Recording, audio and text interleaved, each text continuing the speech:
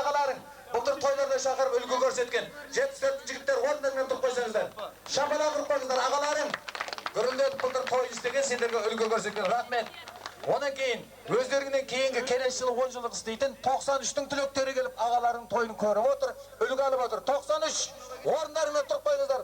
Оларға да шапалақ ұрып қойды. Інілеріңіз келесі жылы дәл осындай дастархан жасап той істейді. Және кеше ғана түнде 92 жылы Әлімбетов орта мектеп бітірген сендердің құрдастарың, сендердің тілеулес тілектестерің, көрші мектептегі Әлімбетов Шоқан деп бөлмейміз, бір шардара топырағындағы туысқандарың мен бауырларың, құрдастарың той істеген олар қонақта. 92 Әлімбетов орындарыңнан бір тұрып қойыңдаршы. Міне, бұлар да қонаққа арнайы келіп отыр тойларыңызға. Шапалақ! Шапалақ! Және шапалақ! Владимир Ильич Ленин. Үш рет айтқан екен ғой шапалақ ұрды. Ал енді байқап отырым қолдарың бокалдан босамай қалған сияқты. Бүгінгі тойда билемегенге 40 дүре қамшымен ұрамыз. Билемегенге. Ән айтпағанға қызыл бұрыш құйып арақ ішкіземіз. Ал ендеше, бөмен сендер бір сынап көрейін. Тойға деген құлшыстарың қандай? Бірінші ән сәлемін жолда өзіміз ғана емес, төрде тұрған ұстаздарыңды да, сөз сөйлеген ағайларың мен апайларыңда, жора жолдастарыңда, күйеу балаларда, келіндерді ортаға билеңіздер. Қоштасу қиын. Қалай еді Құдай ұмытқадым ғой. Кездесу оңай болғанмен қоштасу қиын бәрінен деп. Қоштасқанда жылап-жылап қоштасып ек соңғы қоңырауда. Бүгін күліп тұрып аймаласып, құшақтасып, жүрегімізде баяғыда айтылмай қалған сырлар мен жырларды ақтарайық. Өйткені баяғы мектепте оқып жүрген кезде көрші партада отырған қыздың талай диктантын көшіргенбіз. Жүрегіміздегі ыстық сезімдерді айта алмағанбыз. Бүгін айтыңдар, қызғаншақ күйеу балалар жоқ шығар, я? Бүгін қыздарымызды қызғанбаңыздар. Бір жастық балалық шақ дәуренді еске алайық. Ал жігіттер, сендер келіншектеріңді қызғанбаңдар. Жібер, кездесу мен қоштасу әні сіздер үшін. Ой, көңіліме сырласу, өмір заңы екен ғой. Қайда жігіттер мен қыздар, қиналсаң да көнерсің, басқа түскен тағдырға шалаған едерсің, жеткізбесе арманға. Енді маған сен бір елесің, сен ұмыталар емеспін. Жанарымда қалды елесің, сен ұмыталар емеспін. Аңсап сенде жүрсің сен, жанарымды бағдырып, өткен сайын әр күнге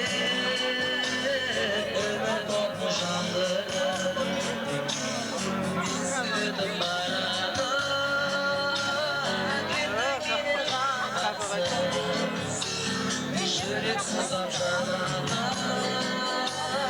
көніп келе қаласың.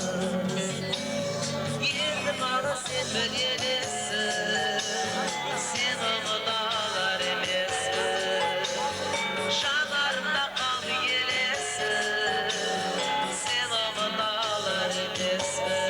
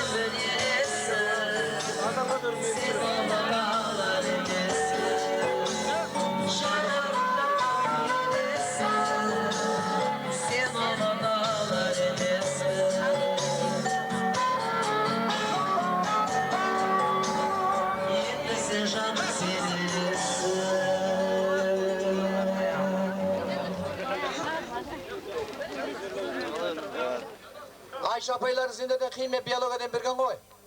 Енді бұлай қарап отырсақ, енді мына активистерің өте жақсы.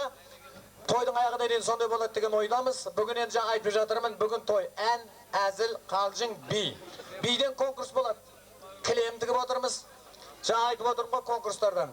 Күйеулер конкурсы, келіндер конкурсы, бойдақтар конкурсы, жігіт сұлтаны конкурсы дегендей. Ол өзінің орнымен ары қарай жүре береді. Ал енді құрметті ұстаздар төрде тұрған. Қазғана Сәкең айтып өтті, сендердің баяғы 10 жыл бұрынғы тарихтарың, мақтаға барғандарың, шабыққа барғандарың, пияз теруге барғандарың, жүгері теруге барғандар, әйтеуір түрлі субботниктер, қызметте істегендерің, сендердің қалай жүрген тұрғандарың бәрі көз алдымызда. Бүгінен сендердің кейбір ертіс қылықтарыңды емес, есте қалатын күлкілі жағдайларыңды еске аламыз. Ал енді ұстаздар қазір сөз берген кезде, ортаға сіздер келген кезде, осы балаларды таныдыңыздар ма? Қайсысын жақсы таныдыңыздар? Қайсы есте қалған? Бір өткеннен де естелік ретінде айтып отырасыздар. Қазір міне ел ағасы Қосбірдей мектептің басшысы сөйледі. Бүгін тойымызға тағы да өздерің мектеп бітіріп кетсеңдер, Шардара ауылы киелі ырыс қонған, бақ қонған жер. Осы Шоқан Өлеқановты орта мектебін біздерден бірнеше жыл бұрын бітірген. Бүгінде ел ағасы, ауыл ағасы, ауыл әкімі Зұлықпар ағамыз. Мына бір той сіздің тойыңыз, біздің Шардара ауылының тойы. Бұл жақсы бастама. Өзіңіз ұйытқы болып, сіздер бастап бергенсіздер. Міне інілеріңіз, балаларыңыз жалғастырып жатыр. Ортаға ауыл әкімі Зұлықпар ағамыз шақырамыз. Жақсылап қол соғып қарсы алыңыздар. Маэстро, түш!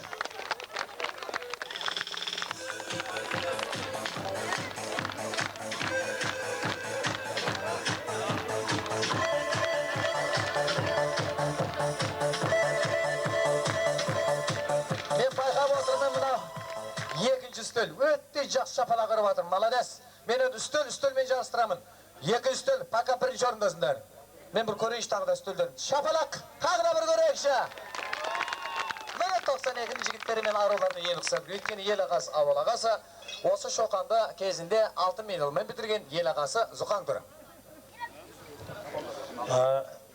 Әкім рахмет үлкен. Бүгін мұнау 92 жылдың түлектері, құрметті ұстаздар, мұнау енді біздің бір қуанатынымыз осы Шадыра ауылында туып өсіп, осы Шоқан Ойхан орта мектебінде бітіргенімізді өзіміз үлкен мәртебе деп санаймыз. Себебі біздің ауылдағы бір жақсысы 30 жылдық, 20 жылдық, 25 жылдық, 10 жылдық деген шықты қазір, 5 жылдық деген шығайын деп жатыр. Бұның бәрі біздің ауылымыздағы өсіп келе жатқан келешегіміздің бір-бірінің ауызбіршілігі, бір-бірінің бір сыйлайтындығы, осының ұшқан ұясын сыйлайтындығы. Әсіресе соның ішінде мынау биылғы бітірген осы отырыс жасап отқан 92 жылдың түлектеріге үлкен ырзамыз. Себебі кешегі өткізген айтып жатыр, оны айтпасаң тағы болмайды. Осы ауылымызда үлкен бүкіл аудан аралық жарыс болып, соның ішінде осындай түйе-палуан атандырған. Осы жерде түйе-палуанымыз қасымызда жүр. Осы оның да өзіміздің ауылдан шыққанға қуаныштымыз. Осы да біздің Шоқан Ойхан орта мектебінің түлегіне тағы қуаныштымыз. Ал сіздерге айтатыным мінекей бүгін айтып жатыр жаңа әкім тамада. Осы сіздердің барлығыңызды бүгін ауылымызға келіп қуанып отырсыздар. Бізде 20 жыл жасап өткізгенбіз кезінде. Бізге қазір енді 31 жыл болды мектеп бітіргенімізге. Мынау келіп сіздерді көріп, осы отырыстарыңызды, осы бір-біріңізге сағынған ыстық қуаныштарыңызды жасырмай келгендеріңізге үлкен рахмет. Осындай отырыстарыңыз көбейе берсін, дендеріңіз сау болсын. Енді Құда қаласа арттарыңыздан өсіп атқан кішкентай ұлдарыңыз, қыздарыңыз бар, бәріңізге соның қызығын көріп, соның тойларында қызмет қылыңыздар. Тек осы жақсылықтан жақсылыққа жетіп, мынау өздеріңізден үлкенді, өздеріңізден кейінгі кішілерді шақырып, соның өнеге көрсетіп жатсыздар, соның бәрі жұғысты болсын. Тек жақсылықта тойда кездесейік, мынау кешегі мынау елбасымыздың осы заманға істеп жатқан тірліктерінің бәрін қолдау, осы бір түрі соның. Кешегі сіздердің өткізіп жатқан бүкіл аруақтарды еске алып, онан кейін мынау салауатты өмір салты дейді, жаңағы спорт жағын көтеріп жатқандарыңыздың бәрі денсаулықтың кепілі, ел денсаулық жылы, осы жақсы. Рахмет сіздерге. Осындай тойдан тойға қызмет қылып, тек жақсылықта кездесіңіздер. Кездесейік. Бір минут Зұлықпар аға, 1 минут. Биылғы мына 10 жылдық істеп жатқан жігіттердің бәрі шетінен мәрт, шетінен пері, шетінен сері. Сізге де арнайы тойға ел ағасы деп, өзің бір сый сияпаты бар екен, табыс етіңіздер. Қанат. Шапалақ, құрмет болсын бұл. Ел ағасы, ауыл ағасы.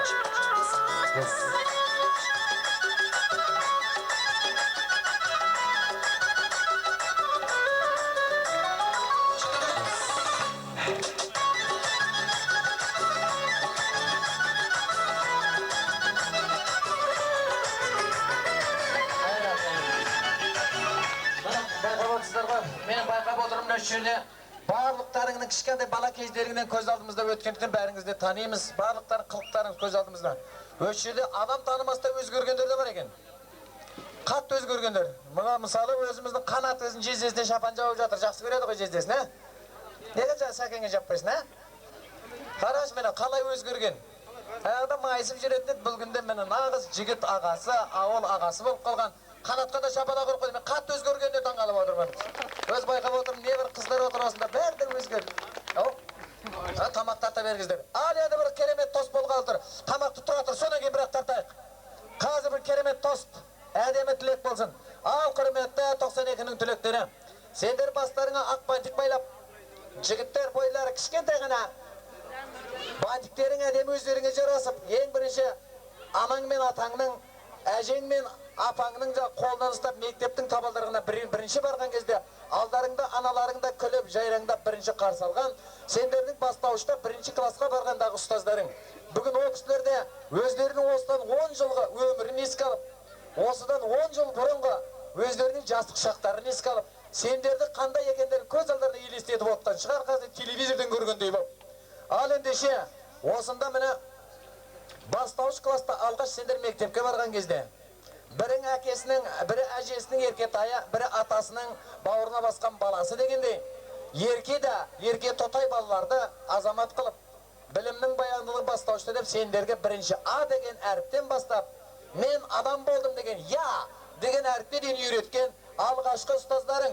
Қана ұстаздардың құрметіне жақсылап бірінші орнымызда отырып шапалақ ұрсақ. Бұл жерде енді 1992 жылы бітірген түлектер тұңғыш барған кезде бірінші Раушан апайымыз бірінші А класын, бірінші Б класын Рахим апайларыңыз, бірінші вагон класын Гүләзі апайымыз, бірінші орыс класын Бәтима апайларыңдар алған еді. Міне сол апайлардың түгел ортада орнында тұрып шапалақ ұрсақ, апайлар келіңіздер, бастауыштағы тұңғыш анамызда болған біздің ыстығымыз бен суығымызға адам болып қалыптасқанда бірінші эстра ми минор. Қана бәріміз шапалақ қаттыра ұрайық. Қазір өлең айтамыз, қосылып отырыңыздар бәріңіз. Асықпай жайлап жүріңіздер маршпен, ритммен. Осылайшы балам ол.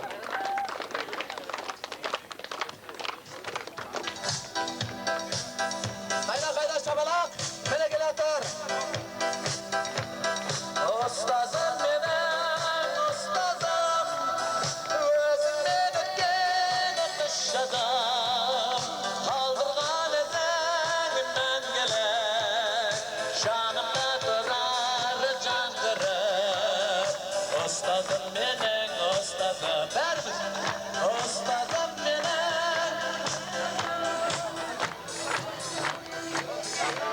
жазам, қалдырған ізің мәңгілік, жанымда тұрар жаңғырып. Ұстазым менің, ұстазым.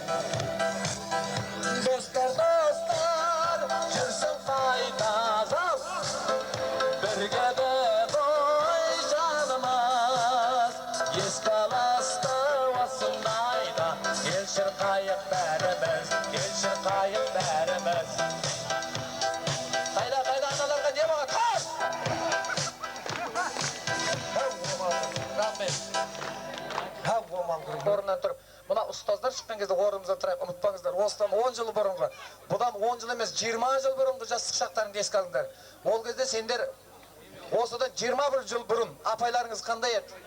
Жаңадан ғана институт бітіріп келген, әлі шашасына шаң жұқпаған, жап-жас еді.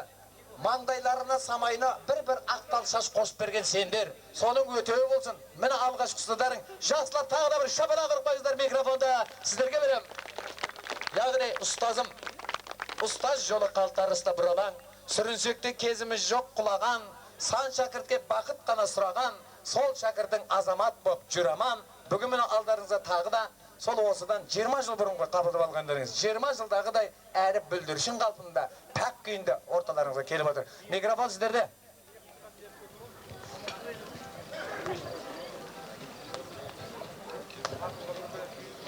Ал құрметті ұстаздар, ағайлар, апайлар, және міне 92-нің түлектері.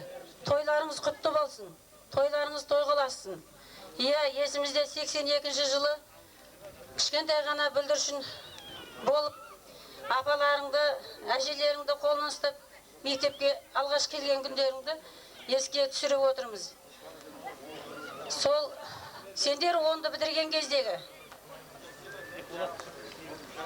біздің 92 жылы өзімнің 20 жылдығым бол тойы. Одан кейін қазір биыл 11-ші класты бітіріп жатқандар 1-ші классқа болып бүлдіршіндермен қоштасып болып, сендермен естеріңде ме?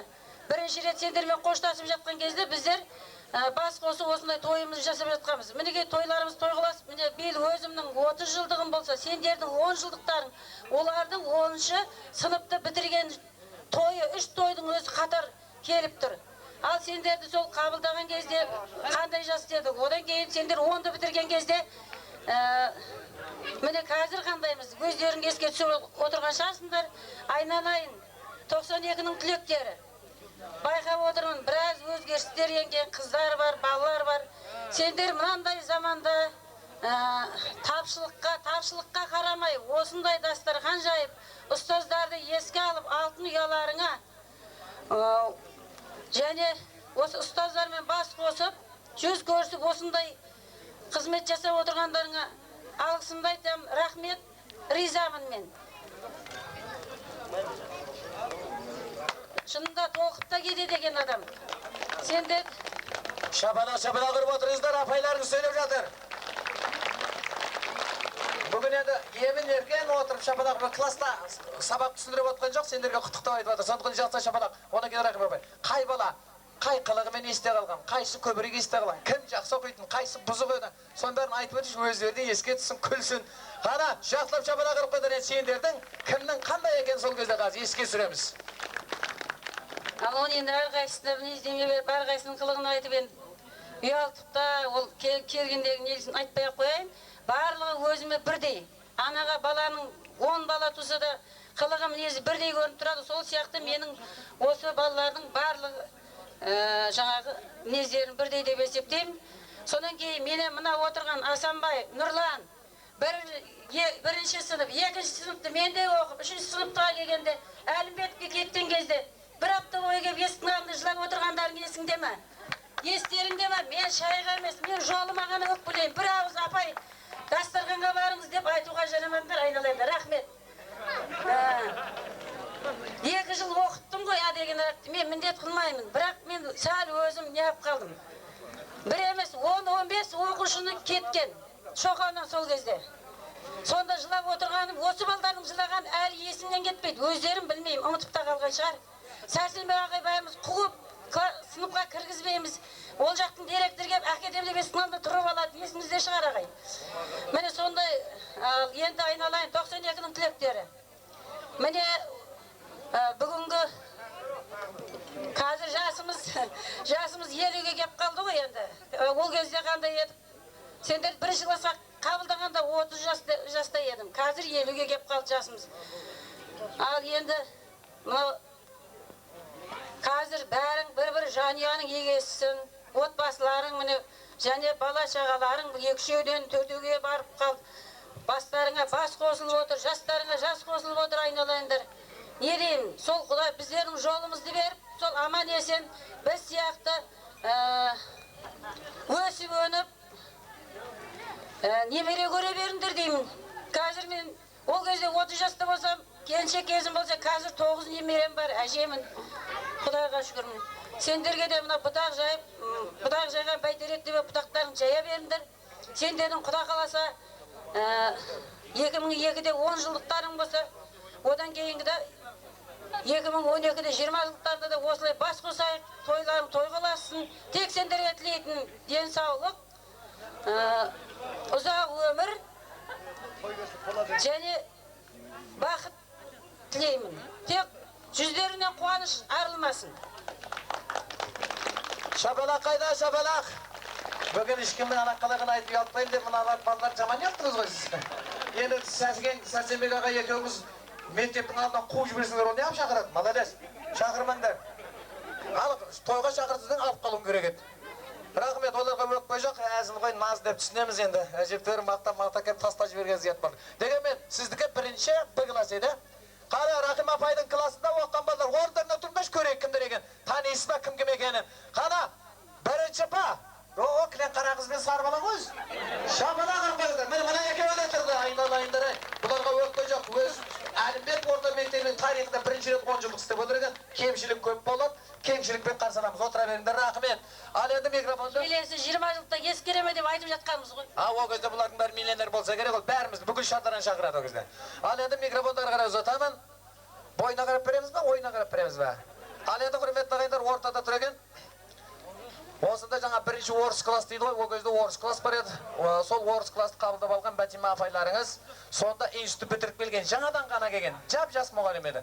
Бүгін енді сіздердің 10 жылдықтарыңыз болып жатса, Бәтима Әлмұратовна деп сөйлейміз өзіміз. Мына Бәтима апайларың да бүгін 20 жыл болған екен, мектепте мұғалім болған. Содан бері тапжылмастан сол жылда классты қабылдаған кезде сол сендерді еске алады. Өйткені сендер ең бірінші шәкір деген бірінші орыс классы болып келген бар ма осында? Дима! Өзі жан дегенде жалғыз орыс қалчарда орнына тұрпай жиналайын. Міне, бірінші орыс класстар қайда тұрында шығар көрсін апайларыңыз. Кім қалып көз көрейік. Дима молодец. Мені құрметті жалайырдың қызын алам деп еді, әлі сөзіне берік. Таппай жүр. Бүгін бойдақтың ішінде таяқ жейтін осы болайын. Шапалақ ұрып қойыздар. Бірінші орыс класс, шапалақ! Тек қана орыс классы бәріміз. Өйткені қоңғыш ұстадарымыз, алғаш сөздеріміз. Ал Бәтима Әлмұратовна микрофон сізде.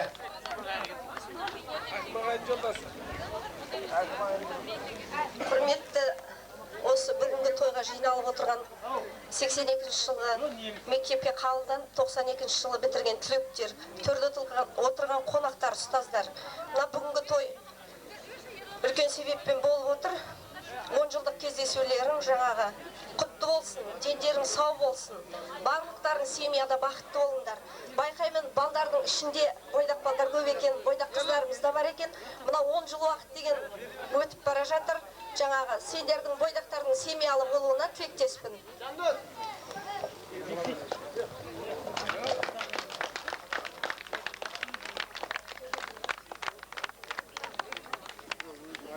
Құрметті сынып бітірген оқушылар, сендер ең тұңғыш жаңағы өзіміз ел болғандағы түлектер екенсіңдер. Сол елімізді арғарай алып кететін азаматтар екендеріңді кешегі түйе палуан өткізген өздеріңнің жаңағы жарыстарында байқадық. Келешекте осы елді арғарай дамытатын сендер деп сенеміз. Әсем қыздармен үлкен әдемі ер азаматтар болыпсыңдар. Рахмет. Жаңағы бастарыңды қосып, барлығын той жасап отқандарыңа. Жаманшылық көрмеңдер. Тойларың бар уақытта бірге болсын, бірге араласып жүріңдер. Енді елімізді арғарай апаратын сендер деп сенеміз. Бүкіл ұстаздар қауымы. Міне, осыдан 20 жыл бұрын, енді бұл 10 жылдық болса, енді осыдан кейін 10 жыл бұрын сендер шарт салған апайларың, ағайларың сөйлейді. Соның қалды 20 жыл бұрын сендерді қабылдап алған ұстаздарың сөйлеп жатыр. Орнымызда тұрып, бір тағы да шапалақ ұрып қойсақ, міне сол шәкірттеріңіз сіздерге сый-сияпат дайындап отыр. Әкеліңдер, подарканы маэстро түш!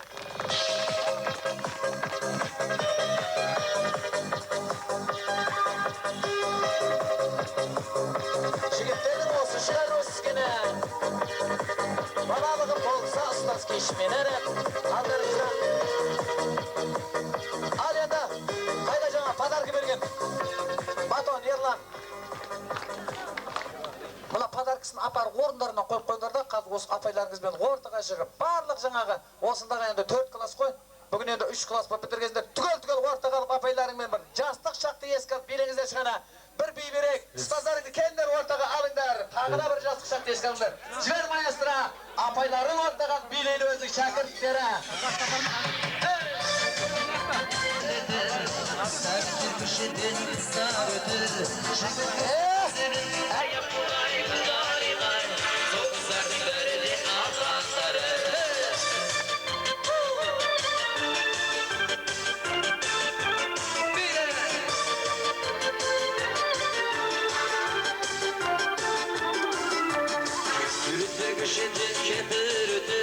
Çalgısı iğin kimseydedir Küpürüdür köşede kepir ötür Çalgısı iğin kimseydedir Asla buraya kolay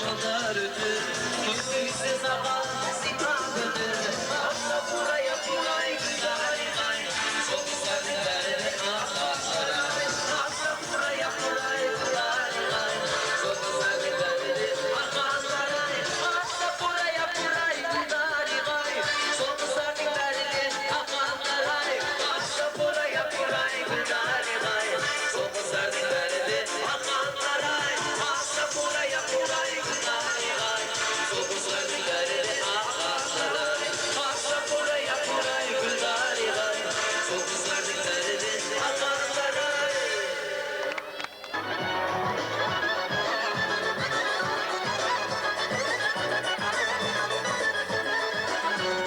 Devre kış, devre kış Yazın masana kış Devre kış, devre kış Yazın masana kış Ayda kadar bağlar kış Arkadaşlar bizge Ayda kadar bağlar kış Arkadaşlar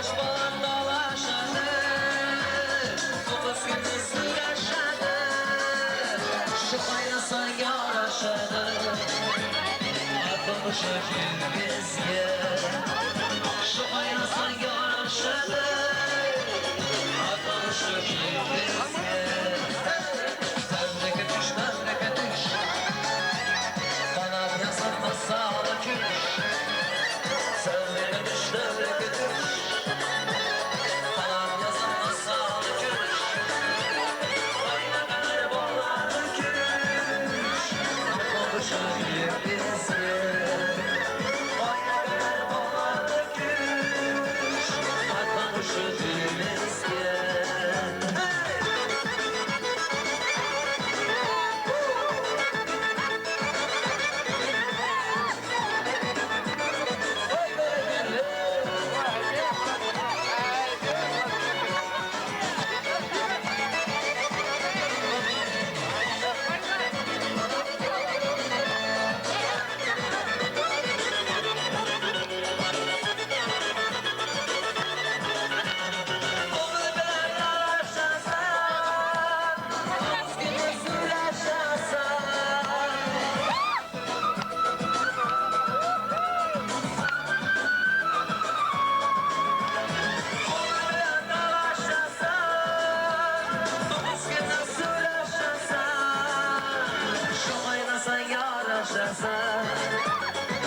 Atmışır bizge Şu aynasan yaraşarsan Atmışır bizge Tevdeki düş, tevdeki düş Kalan yazarda sağla güç Tevdeki düş, tevdeki düş Kalan yazarda sağla güç Ayna kadar bağlar güç Atmışır bizge Ayna kadar bağlar güç Atmışır bizge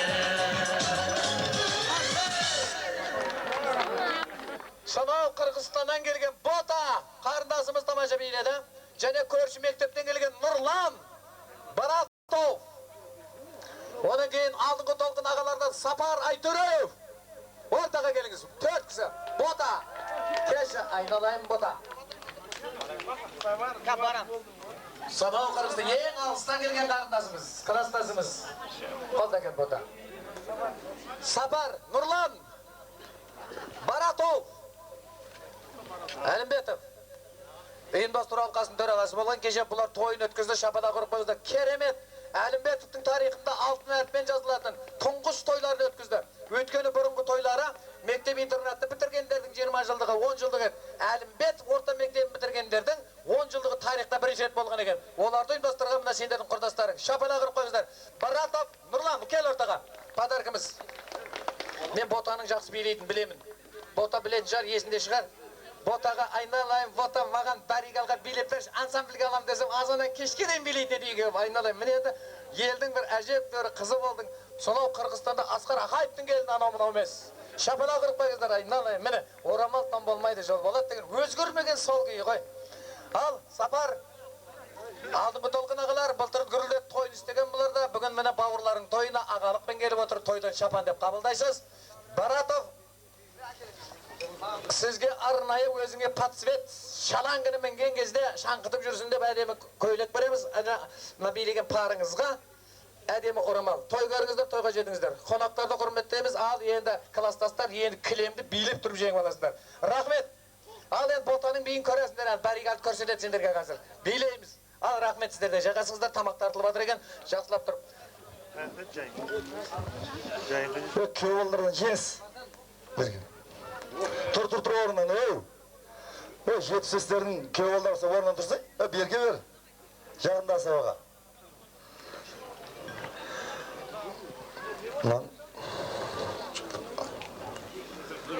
Құда қаласа жеңіс бар ғой, мұна көйлекті көбейтке барғанда киіп аласың мұна. Жолдастарынан да құда қаласа. Бір көйлек бұл қылмақшы ма? Бұл анауына көйлек емес жеңіс. $750 көйлегі. Құда қаласа, бә, тойдың тоғықтай дейді. Тойдың қайсын. Өзің сатып алған деп беріп атсың ғой, сен осылай дейін бересің. Оны мен беріп атым жеңіс. Просто абырой ананқы болды. Ағайында шапала қырып қойды, күйе баламыз жеңіс бала. Кеше түнде қонақта осы Шоқан Әлиханов орта мектебінің 92-ші түлектерінің 5-6 барған тойға қонаққа.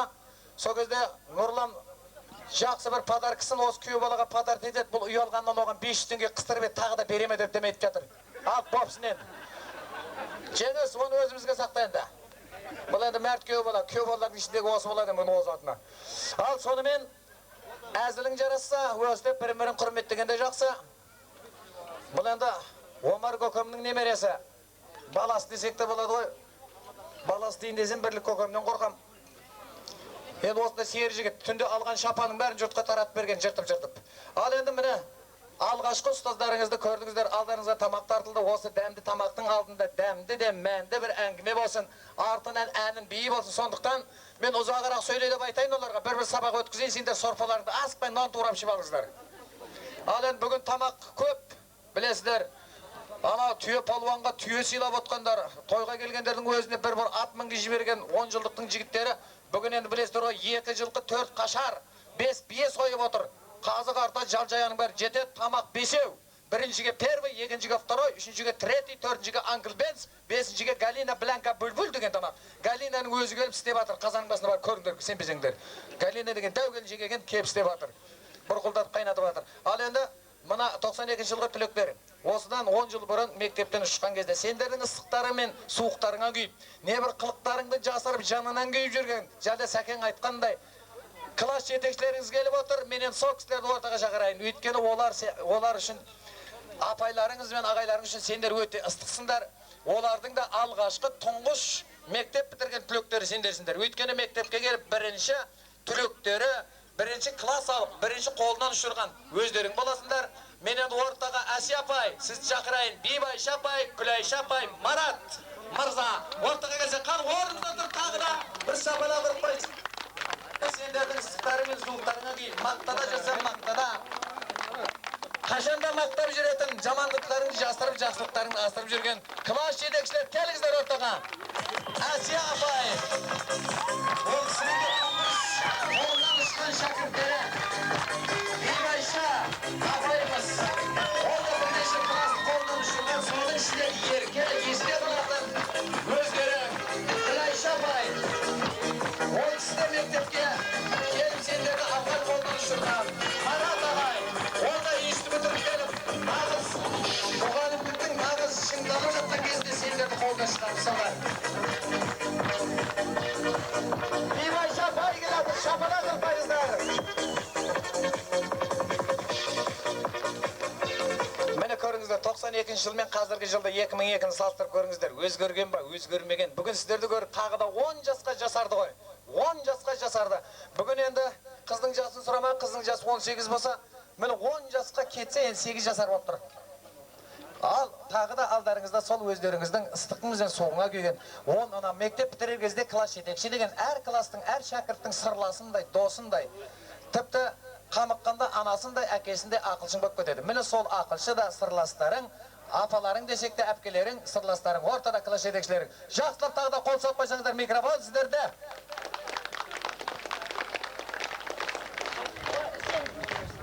Bir жүректі тербеп тұрып сөйлеңізші. Алфавит бойынша А класс қой. А классын жетекшісі апай сөйлесін.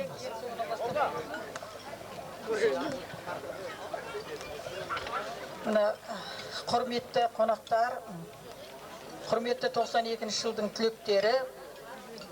Bir жүректі тербеп сөйлеңізші өлеңдеп бір. Бүгінгі кештің себепкері болып отырған өздеріңсіңдер. Сендермен қауышып отырғанымызға қуаныштымыз. Осындай міне кешті ұйымдастырып, 3-4 күннен бері қарай түрлі игілікті істер жасап жатырсыңдар. Міне бұның барлығы да сендердің жеткен жетістіктерің, көтерілген биіктерің. Әрине біз бұған қуаныштымыз. Сендерді көре отырып біздер бүгін қуанышымыз қойнымызға сыймай отыр. Неге? Мектепте жүрген кездерің естерімізге түседі. Ондағы алған тәрбиелерің, міне енді мектептен ұшып шыққалы да биыл 10 жыл болыпты. 10 жылдың ішінде өздерінің жоғарғы көрсеткіштеріңменен бізге келіп көрініп отырсыздар. Сіздерге үлкен рахмет. Әсіресе мына елдің тұтқасын ұстайтын ерлер, ер азаматтар, осындай кеш ұйымдастырып басымызды қосқандарыңыз үшін сіздерге үлкен алғысымызды айтамыз. Мына қазақ халқында адамда жалпы мұсылман баласында айтылады 3 байлық бар дейді.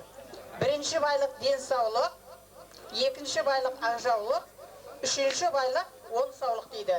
Міне осы отырған 92-нің түлектеріне, төрде отырған ұстаздар қауымына, ауылымыздың басшыларына, барлығына да мен осы 3 байлықты тілеймін. Бақытты болыңыздар, әрқайсысының отбасыңызда қуаныш болсын, үнемі осындай қуанышпен кездесе берейік.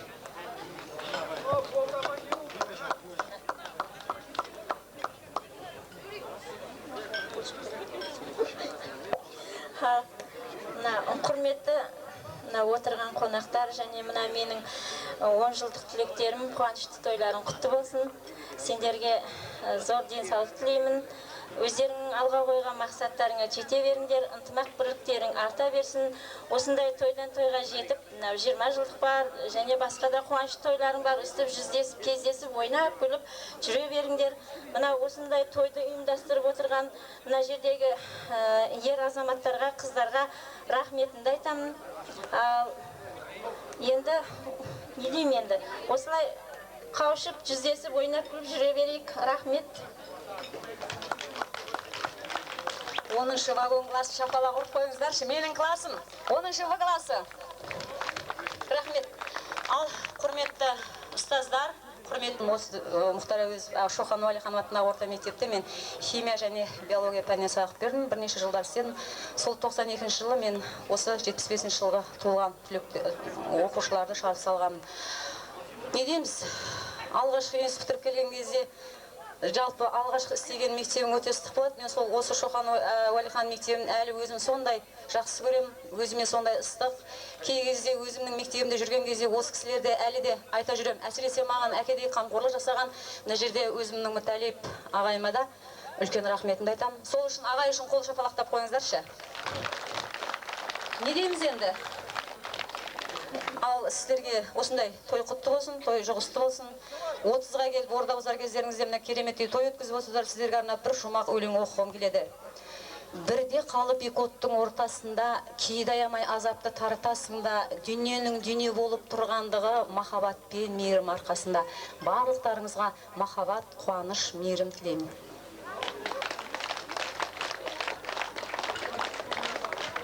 Құрметті 10 жылдық түлектері,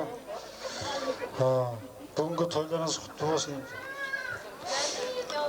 Мынау менде жаңа мұғалімдік оқып бітіріп келгеннен кейін орыс класста класс жетекшілік алған едім.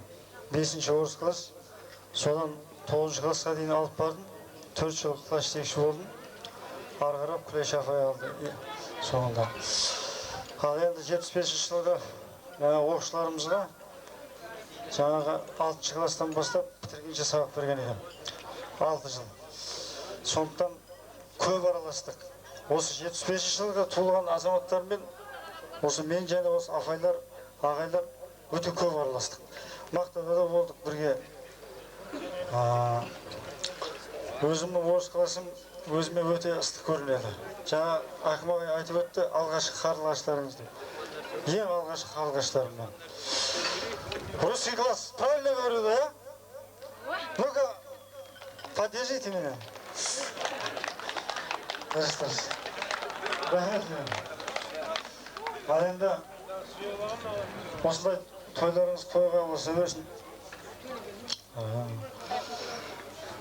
Менде бір шумақ өлең айтқым келіп жатыр. Осы сіздерге, жастарға арнап, інілерімізге, қандастарымызға жалында, жас шағында, өкінбе, өмірден кеш, жастық шақ, қас қағымда болмасын мәнсіз күн еш демешімін. Тойларыңыз той болса берсін. Үлкен рахмет сіздерге. Құрметті 92-дің түлектері, құрметтерде тұрған ұстаздар, байқап отырмын, бәрінің жүрегінде де бүгін бір сағыныш бар, жастық шақта еске түсіп жатқан сияқты. Мына Марат ағайлардың тіпті көңілі босап, өлең оқып жіберді. Мен өлең оқыған, мұның өлең айтқанын билеген өмір көрмеген, бүгін көретін шығармын. Жақсылап қол соқпайыз да ешқана. Ал енді дегенмен ойпырмай, мен бағана тойдың басында айтып едім, қазақты үшке бөліп қойған. Ұлы жүз, орта жүз, кіші жүз деп, мектепте де үшеуге бөліп қойған, А класс, Б класс, В класс деп, бүгін оны айтпайық десек те, ұруға бөлгендерін қоймайсыңдарға бәрі бір, 92-ның түлектері, шаппай шапала қырққанда, бәрі менің жақыным. Өз қазақ үшке бөлінеді. Мәскеу көрген қазақ, Ташкент көрген қазақ, және дін көрмеген қазақ болып үшке бөлінеді. Дін көрмеген қазақ ұқсамай жақсылап шапала қырып отырғыздар. Ал енді біз сіздерді ортаға шақырдық. Той енді қызайын дедік, біз де қызайын дедік. Ал енді сіздерді жібермеймін. Әрқайсыңыз бір-бір шумақтан өлең оқып бересіздер, не өлең айтып бересіздер. Оны кейін жаппай билейміз. Бірінші өлең орындайтын халықаралық сал-серілер конкурсының дипломанты, орыс тілі, қазақ тілімен қоса сабақ берген Марат Әбдірахман мырзадан бастаймыз. Бірінші өлең. Мен саған ғашық едім деген өлең.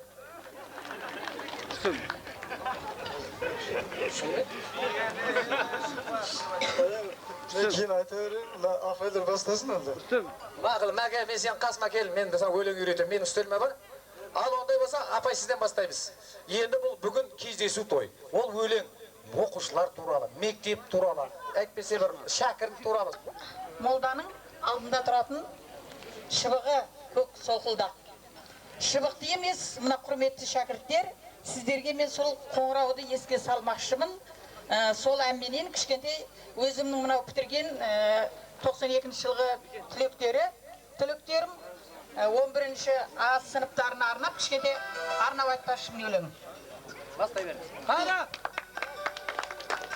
Қоңырау үнімен әндеткен есейіп еркелеп ер жеттен мектебім әлдилеп анамдай қоңырау үнімен тербеткен сылдырыла сыңғырыла тағы да аңсаймыз даусыңды сағына қоңырау әсем саз әдемі әдемі мектептің сүйікті әуені қоңырау әсем саз әдемі әдемі мектептің сүйікті әуені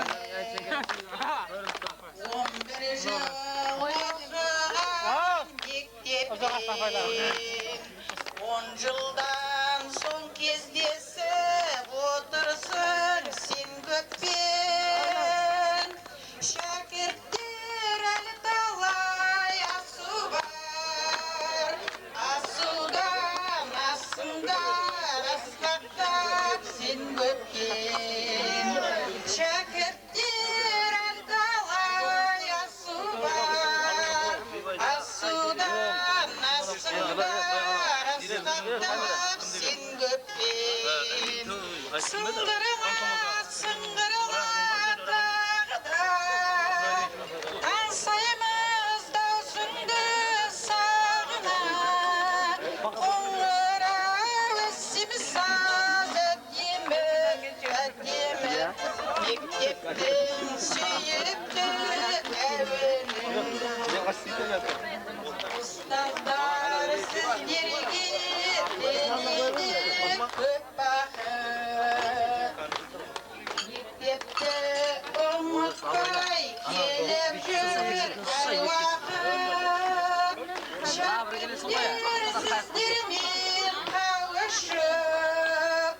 Ustazlar tilliydi sizlerge bol bakır.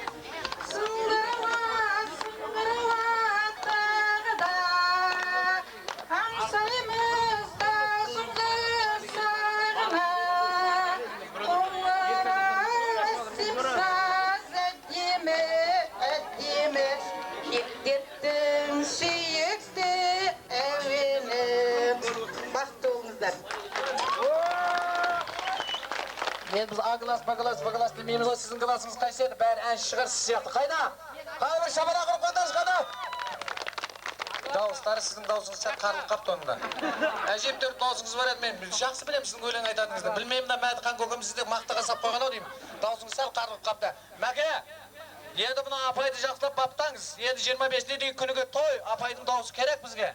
Шапала құрып қойыңыздар. Ал енді біздің мына шәкірттеріміздің сіздерге арнайы дайындаған сый сипаты бар екен, онан кейін Айша апайларың әрине өлең айтпаса ол білесіңдер ғой, бәріміз ауырып қалатынымызды. Шапала құрып қойыңыздар ана сый сипатымызды, маэстро туш! Қаттырақ шапалақты естімей жатырмын мен.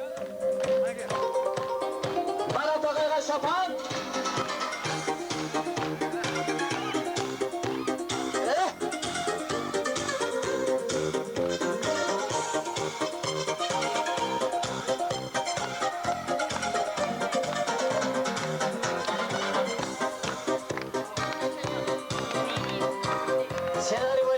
Шығамыз жатпай, әр класс өзінің апайын ортаға алып суреттен видеоға түсмейлей тоқтайыңыздар. Ой, Мәке, Марат ағай, тура біздің ауылдың молдасынан аумай қалдыңыз ба? Мен бір қызығып та отырмын, бір жағынан қызғанып та отырмын мен.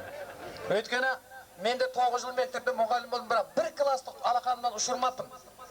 Әрі бір класс жетекші болып осында бір тойда төрде отырып көрмеппін. Маған ешкім шапан жауып көрмепті. Былтыр ғой ішімде әбден күйдірді, ана Жүзеев Құдайберген деген мұғалім бар ғой. Сол бір класты бітірген екен. Түйші, білем, ай. Жүзеев Құдайбергенде бір класс бітірген екен, оны бәрі құрметтеп шапан жауып жатыр. Құдайберген маған 3 күнге де сәлем бермей жүрді ғой. Сөйтсем ол шапан киген екен, ол класс бітірген екен. Осы биыл қайттан мектепке келем, онан кейін мен өзім бір классты аламын, доканса шығарамын. Онан кейін барып шапан кием, көресіңдер. Марат та маған менсінбей қарап тұр. Шапан құтты болсын деген мен, біздің ауылдың молдасынан аумайды кезінде. Ал мына подаркілеріңізді менің үстелімен қойып қойыңыздар, өзім қарауыл болып тұрайын. Былтыр алып барып жанынан қойғанда подаркісінен айырылып қалған. Енді қорқпаңыздар, өзім қарауыл боламын. Ал енді мына апайларыңыз, ағайларыңыздың ортаңызда біз енді Мәкеңнің өлеңін естиміз. Ол Марат өлең айтса бәрін тарқап кетесіңдер, сондықтан оны өлең қоя тұрдым. Бірақ биді қатырады. Мына апайларыңыз, Күләш апайларыңыз біраздан кейін өлең айтады. Қазірше сіздің өлеңіңізден кейін біз доғарып тұрмыз, өйткені сізге ешкім таластықпен келіп тұрған жоқ. Ортаға жаппай би, келіңіздер апайларыңызда. Баяғы өкпелеткіш жігіттер келіп апайлардың бетінен сүйіп, алдынан кешірім сұрап өтіңдер. Маэстро, биге, қаны көрек. Қайдыра сүйім шоу. Ай, бәрекалла. Жігіттер өже бір-бір қыздан ап кетті. Марат ағай қалды ортада. Бәрекелді.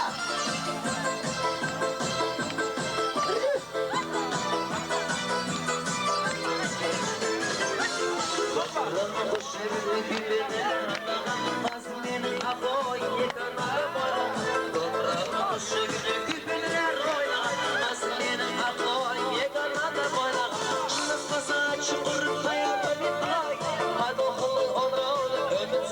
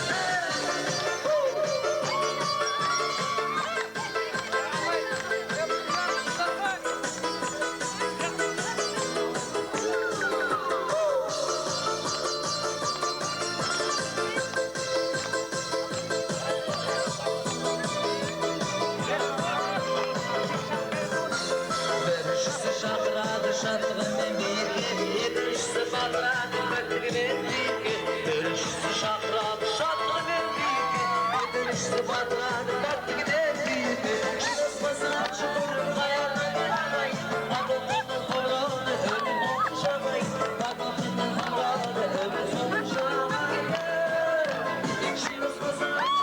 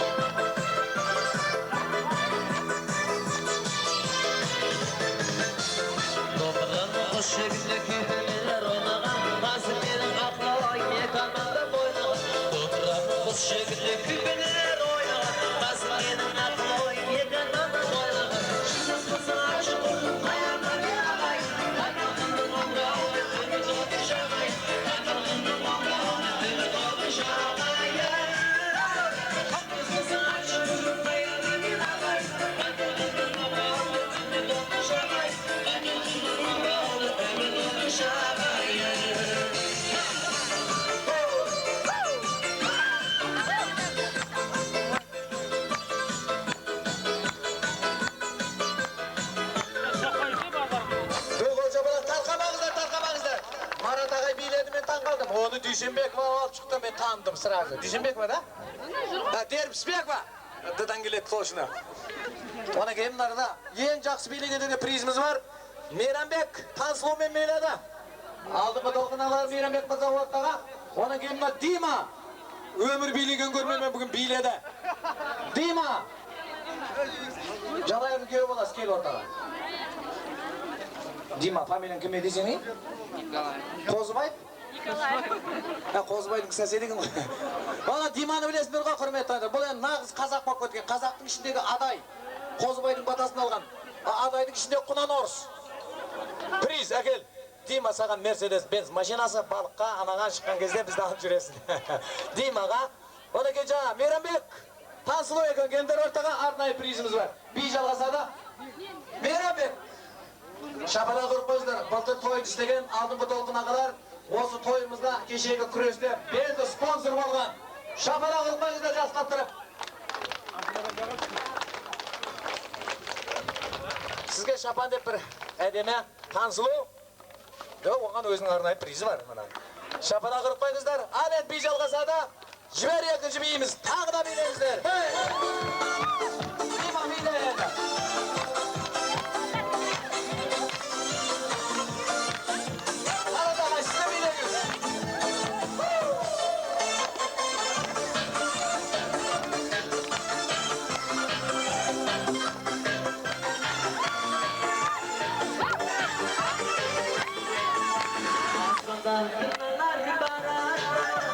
Aylar beşoğlan doladı, şahsı verin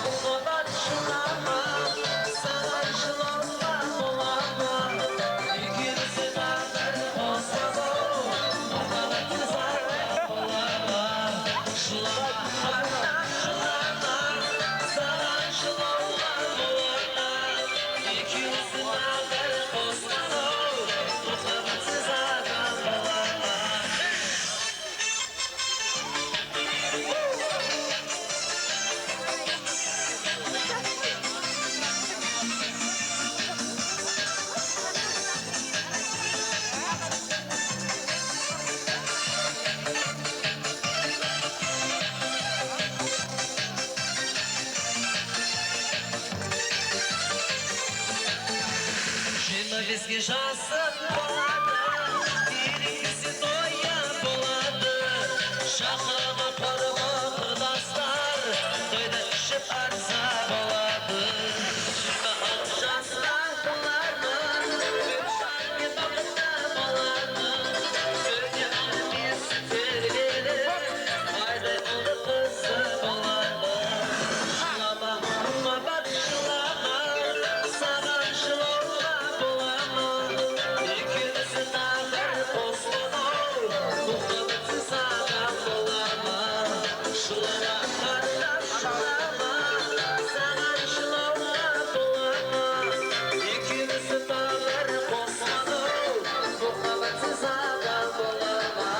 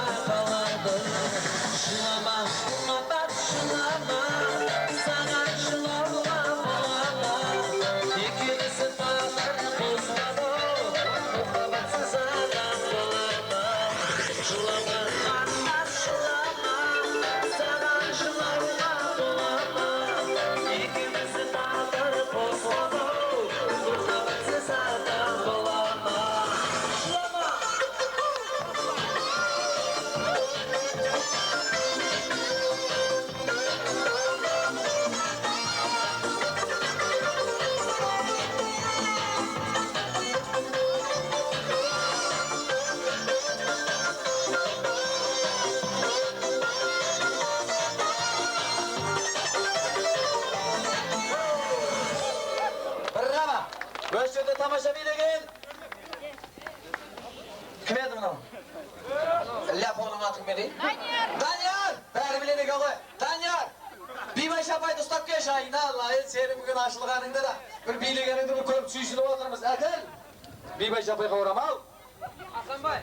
Mana bir oramal toydan. Mana Danyar'dın arkasında tağı da prizgerliktiniz. Danyar, sağan Mercedes-Benz maşinası. Üydeki жаңағы кішкентайлары ойнасын билесін. Және Базаркүл. Базаркүл келін болады екен. Базаркүл. Кімнің үйіндегі? Беріктің үйіндегі Базаркүл.